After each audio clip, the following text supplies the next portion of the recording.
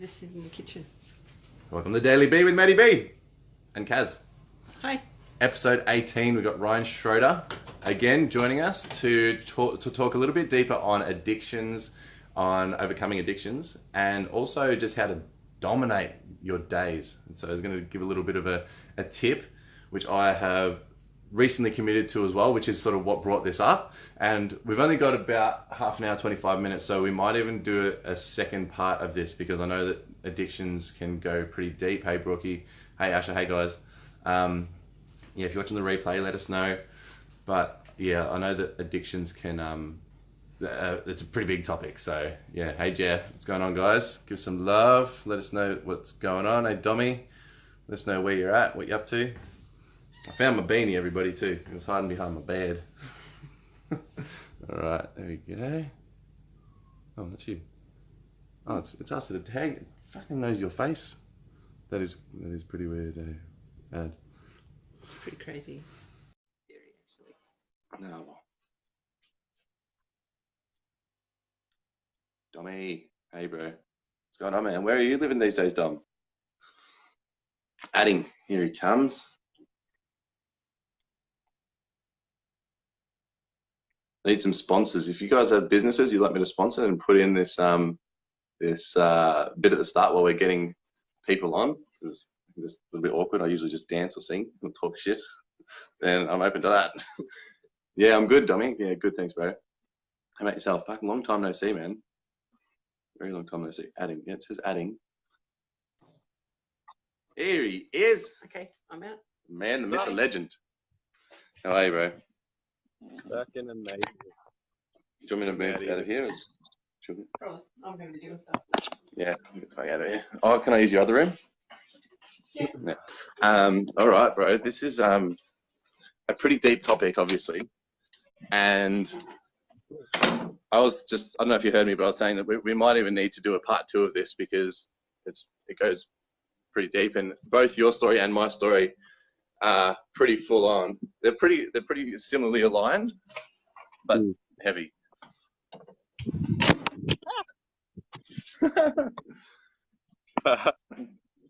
Just out here, like, balance my phone on a bird cage. Yeah. Right. Just in Mum's massage room at the moment. Birdie. Oh, hello. Who's that? That's Leo. Leo. Hey, buddy. Leo, want a cracker? Mate, the birds love me. Leo will fall in love straight away. Sorry. All right. We're staying on. You need a tripod, man. Yes. All right. One of them. Say again? I should get one of them for sure. Yeah. Shoulds and goods. So let's start by, in as briefly as possible, telling sort of your story and my story about where we were and in relation to addictions and whatnot. Yeah. Okay. What was your lowest point? Well, the lowest point was when, well, there's a lowest point before the lowest point.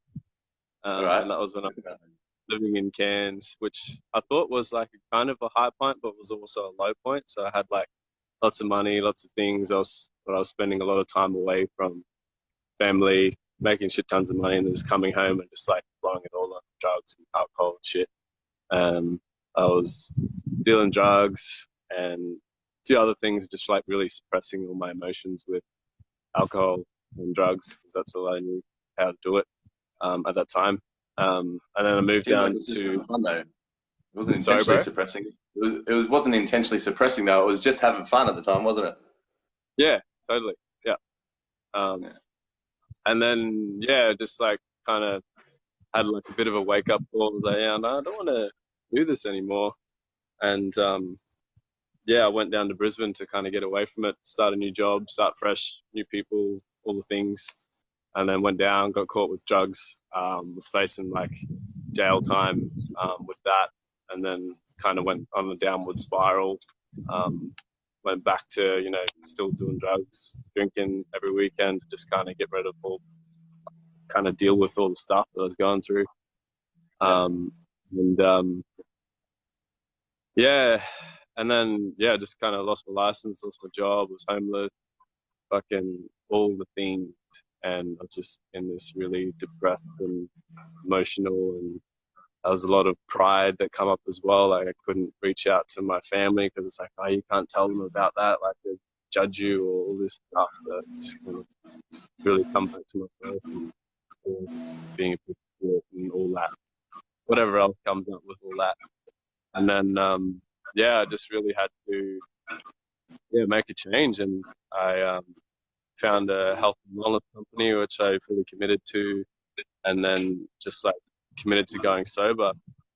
And for me, like I love going, I love festivals, I love music, I love dancing. Say that again. You just broke up. You love what? I said I love music, I love festivals, and going, super wasted and fucked up at these festivals at that time. Am I back on? Yeah, you're back on now. Cool. And yeah, like as I said, like the festival's like a test to my willpower, to stay sober, because I felt like the only way that I could stay out of jail was like fully committed to sobriety and just like stay the path and just fully change my life around. Yeah, it come down to a lot of willpower, because like I went to this festival like used to just going and getting fucked up, doing drugs all the time, and yeah, that was like the test to my willpower to staying sober. And I found was like just going through that and fully committing to that, with like full health and consciousness and everything. I just felt higher than I ever felt in my whole entire life, just like with the vibe of the music and really sober and connecting with everyone. And it was like at that point where I realized I didn't want to or didn't need to do drugs or alcohol or anything ever again. And I've almost been 2 years since I've been completely sober. And like when I first started, it was tough because I was like the only one, like out of all my friends, like everyone, like, oh dude, have some of this, or you want to drink all of this, or I'd go out into town and like, by myself, because I just wanted to kind of meet new people, and I had to like really look at my confidence and how I showed up with people and like meet new people. Like I didn't know if there's anyone in the world that didn't do drugs or drink when I stopped. I was like, is there anyone else that doesn't do this? Like, this is fucking weird. And if they do, like, do I have to hang out in the library with them? Like, where do I find these people? Massive identity shift we're talking about last night, eh? And like we touched on that last night. Did you find that as well? That shift in your identity was just like, yeah, totally, dude. It's like, I started out just doing it for myself, and I was like sharing my journey and saying, oh, 1 month sober, and just had like tons of support. And then it was 2 months, and it was 3 months, and then I just realized that like it became like bigger than myself. Like there was so many people kind of looking to me and being inspired by what I was doing. And then that was at about 3 month mark. I was like, wow, okay. Because I was thinking, I'll see how long I can go for, and then, maybe just go back and, whatever, get back into it. But then I was just like, you know what? Like, this is really inspiring a fuck ton of people. And if I stop this now, like, what is, going to be helping anyone? And that, like you said, that identity shift was like, wow, like I'm actually like a leader now. Like I'm inspiring people. Like people look up to me. wow. And that was like a big kind of shift in myself as well, to keep going. And I think that in itself was really helped me a lot with the court case, because like I had like, it's amazing referrals from people in my team saying that like he's become a leader, he inspired so many people, he's done all these things, and the judge was like, yeah, okay, you've true. your life around, like Happy. Absolutely. Yeah. Yeah, that's so good. I feel like I missed out on doing that. I basically kept it to myself. I didn't put it out there very much. I didn't share what I was doing. And why was that? The first thing that comes to me is because I was afraid of looking like a fuck up if I didn't succeed or didn't do it. But then the other thing was I was so ready, and I read the books, The Easy Way to Quit Smoking, The Easy Way to Control Your Alcohol from Alan Carr, which just mind fucks you and rips apart all your justifications for them. And so by the time I was ready to do it, it wasn't an effort. It was really just fucking had to be done. It was, yeah. And so I didn't feel that strain or that pull to like, oh, this is how long can I get? How far can I do? Oh, it's been 20 days or it's been 30 or 70 days. It was just like, man, that's just in the past. It's something I did a few weeks ago, a few months ago. And I guess I probably, I did the people around me a disservice by not sharing that and by not allowing them to grab hold of that and be inspired by that. Because now I talk to people and they're like, holy fuck, that's a pretty big effort. And I did smoking and drinking at the same time as well as a couple other things.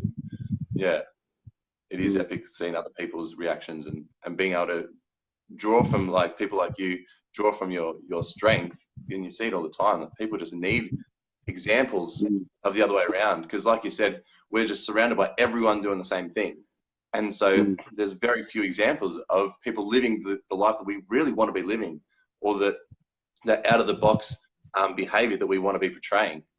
And so when someone steps up and fucking puts their balls on the line and does it, it's like, thank fuck I've got someone out there that's doing this. Yeah, because everyone's thinking it, just no one's talking about it. No one's doing it. Full on. Well, and after that, you talk to a lot of people, and they're just like, oh, I could never do that. I could never do that. Like, I couldn't even like go up and talk to someone and have a conversation with when I'm not drunk or I'm not on something. It's like, yeah, well, I was exactly the same. Yeah, I was exactly the same. Like, it took work. It was like I read heaps of books, like what was it? The Game, all these different social interaction books where I just had to like kind of immerse myself into it and build my own inner confidence instead of the external confidence, you know. And something else I wanted to touch on, which what you said, like wanting to kind of go back into that temptation and things like that, and like, oh, how long can I last for? How long can I go for? That kind of thing. And like the thing is, like those toxins and bullshit and chemicals they're still in your body. And what I found was good for me, like going full into health and like doing intermittent fasting and cleansing with isogenics products and stuff. That I noticed that the temptation didn't come back because I removed all the toxins and all the bullshit out of my body. Yeah. And that's the biggest thing for a lot of people. Like they try and stop, but it's still inside them. And the temptations are there. And when it comes up, it's like, ooh, yeah, I'll have some more of that, or ooh, you know, I'll have a drink or do whatever. But if it's in your system, then it's not going to bother you. Like, well, your body's like, don't do that. You're going to hit yourself in the mouth. What the fuck are you doing? You know? And that's where it became easier. It's just like, no, I wouldn't do that to myself anymore. It's just stupid. Yeah. For me. When people ask me, like, do you think you're ever going to drink again, Matt? Or do you want to drink? Or do you want to this? The metaphor I say is like, guys, it literally feels like you're all standing around smacking yourself in the nuts and you're asking me, would you like to punch yourself in the dick, Matt? I'm like, well, it just doesn't appeal to me, eh? Like I might one day, but right now I just don't feel like it. That's what I feel like. But also, I think what you touched on was reading a lot of books and doing a lot of intellectual growth as well. Yeah, because when you do that, you understand what's about to come. Like you've got this path ahead of you that you sort of had nutted out, and you know how your body's going to react to certain things. You know the different stimulants that are going to come up. You know the different situations you're going to be in, and you can be so much more better prepared for those things to come up. Whereas without really diving in and understanding how the fuck you work, and also how everything else outside of you is working and how they work together, when we have those moments of weakness, like when we're fucking tired, or when we've got a lot of pressure around us, or when we've got a lot of shit on, like these are the moments where like we act instinctively, and when instinctively is still that chemical imbalance that's going through our bodies, that instinct is to go and grab a drink, grab a ciggy, go smoke some weed, go do whatever it is that you do. Yeah. And they're the moments where you need to, where that's like the fight. That's Muhammad Ali stepping into the ring and the fight. All that stuff beforehand is the training. And he said, man, like the fight's won out of the ring. It's won before you step into that ring. Yeah, totally. So, bro, we've got a short period of time left, but I reckon we'll see how the comments come through and what people are thinking. And guys, thanks for all your love. I've seen lots of comments come through about detoxing and different stuff. We'll respond to them individually afterwards because we're a bit strapped for time. But talk to me about this breath work, brother, and what people can do. Dominate their days and how to really give everyone a fucking kickstart. Because I just started this today and holy fuck balls, it's intense. It is intense. It's not the nicest way to wake up, but that's exactly the point. It's like, you know, we're all kind of in society, we're trying to avoid all the things that are uncomfortable for us. And with that, like, we're always comfortable. And when there's things something that isn't so comfortable, all the stress and anxiety and all the bullshit comes up. And so, like, with starting the day with the hot and cold shower and the breath work, like, it is intense, but like, it's like the biggest part of your day has been tackled at the start. And then everything afterwards is just like, yeah, whatever. I'll just do this, or I'll just make this amazing, clear decision, and it's all perfect, you know? And like there's guys over in South America and things like that, just like in the freezing cold, and they used to train their kids to go in the cold water, even if it's ice cold, just to get used to the uncomfortability. So when they're in situations where they might fucking die, they can, you know, resist, and they can hold, and they can, you know, survive. And this breath work has really helped me to quit coffee and caffeine and things. And in essence, it's a mixture of breath work and cold water exposure. So we kind of jump in the hot shower, have your normal hot shower, and then while you're in the hot shower, we do start doing your breath work. So you have 30 deep breaths into the belly, and at the end, take another deep breath while the water's still hot. Release slowly, turn the water on as cold as it can go. And then while you're holding the out breath, with no breath in your lungs, you step back into the cold water and just like hold the out breath for as long as you can. And that, like, it activates like adrenaline, neuroepinephrine, like all these different stimulants and stuff that are actually in coffee. And with the cold water, it also accesses different parts of the brain. So like, you'll notice, like, when you're in it, this fight and flight comes up. It's like, oh no, fuck you, mind. I can go longer. I can go longer. I can go longer. And then with that, it's like, it's instilling this acute stress. So like, the stress has already happened and it's done. And then your day just like, amazing. And not only like coming out of the cold shower, you feel fresh, you feel amazing, and with the breath and the cold, it's just like crazy. And you just feel, and and that's like I said, that's it. As your body releases a lot of different stimulants and chemicals and stuff that are actually in coffee and caffeine, and you probably find that you'll be way more energized just doing that instead of coffee. Like if you're trying to quit coffee, for example, or you drink too much of it, or you just want a fucking massive energy hit and feel. It's really, what was your experience? Fucking full on. I was not expecting it to be that cold to start with. Woo! That fight and flight, was obviously just there in a massive way. But it is such a triumph at the end as well. Like, I actually turned the shower off and forgot to do it, and then as I'm like, oh fuck, that's right, I got to do this. So jumped back in, made it hot, then did the breath work. Turned it off, and yeah, it was just intense. And like you said, that there's not really many or any days that you go through that much stress in such a such a compact period of time. And so everything does pale in comparison to it as well.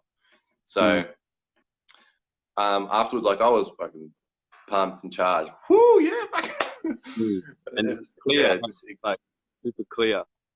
Just like all thoughts are just like blown out of your mind and just vibrating. Yeah, because I've been quitting coffee the last couple of days, and I've literally had a headache since I stopped drinking coffee. I've had a fucking cracking headache,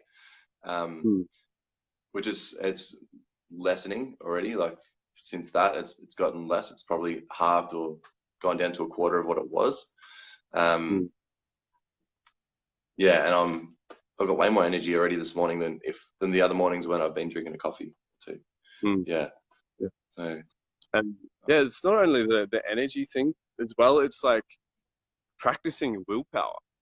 It's like even when you get into like, or when you think about doing it, it's like, oh fuck, I don't want to do that. Or, oh no, I have to last longer. It's like, and where else does that come up in your life where it's like, fuck, no, I don't want to do that. I'm not going to do that.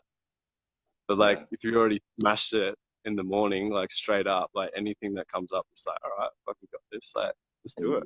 Yeah, fucking A. And strength, resilience, willpower. Yeah, and you get better at it every time. Like, I've noticed, like, I've jumped up like minutes in the times that I've been able to hold the breath longer and longer, and you notice yourself kind of like wanting to go, but then you relax into that, and you can go even longer and longer than that. Then it comes up again, and just longer, and yeah, you really start to, I know, have control over your body and your mind. It's like the mind comes in and it's like, oh no, you need to breathe, motherfucker. It's like, no, you shut up. And then that's what kind of just blast the thoughts out of your mind and just come back to like full presence and just like, fuck yeah. It's got Jasmine and a couple others saying they're going to give it a go. That's awesome. Guys, I'm going to jump off here, and Ryan, again, thanks for joining us, brother. We'll catch up again soon. And any questions about this, catch up with Ryan. He's tagged in the bio. Otherwise, yeah, leave some comments. Let us know what you're up to, how your experiences go with it. If there's anything with respect to addictions that you guys are battling with, or overcome yourself that you want to chat to us about as well, or anyone that you care about that you'd like to maybe speak to us to in respect to that as well. We're open and here for you guys. So love you lots. Peace, love, and hair grease, brother. And share the video as well if you feel anyone that can resonate or is going through addictions and stuff like that could really benefit from this. So yeah, I'm sure there's a lot. Amazing. Thanks for having me, brother.